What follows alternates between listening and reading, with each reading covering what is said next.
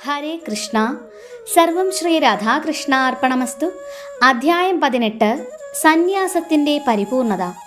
ശ്ലോകം 40. ന തദസ്തി പൃഥിവ്യാം വാ ദിവി ദേവേഷു വാ പുനഃ സത്വം പ്രകൃതിജൈർമുക്തം യഥേഭി സ്യാത് ത്രിഭിർഗുണൈഃ. വിവർത്തനം.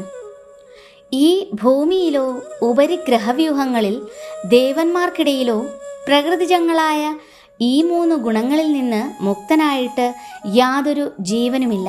ഭാവാർത്ഥം: പ്രപഞ്ചത്തിലെങ്ങും ത്രിഗുണങ്ങളുടെ സമഗ്രമായ പ്രവർത്തനം ഏതുവിധമെന്ന് ഭഗവാൻ ചൂണ്ടിക്കാട്ടുകയാണ്. ശ്ലോകം 41.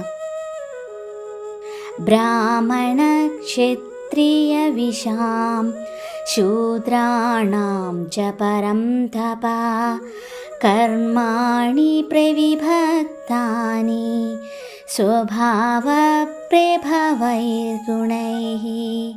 വിവർത്തനം.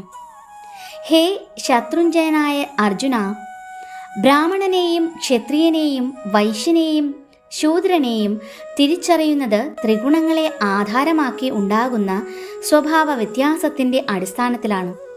ശ്ലോകം 42. ശമോദമസ്തപശൗചം ശാന്തിരാജവമേവ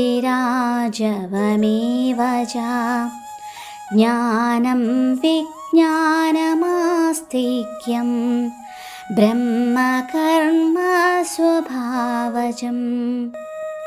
വിവർത്തനം. ശാന്തത, ആത്മസംയമനം, തപസ്, വിശുദ്ധി, ക്ഷമ, സത്യസന്ധത, ജ്ഞാനം, വിജ്ഞാനം, ആസ്തിക്യം എന്നിവയാണ് ബ്രാഹ്മണരുടെ പ്രവർത്തികളുടെ ഗുണവിശേഷങ്ങൾ. ശ്ലോകം 43. ശൗര്യം തേജോ ധൃതിർദാക്ഷ്യം യുദ്ധേ ചാപ്യപലായനം ദാനമീശ്വരഭാവശ്ച ക്ഷാത്രം കർമ്മ സ്വഭാവജം. വിവർത്തനം.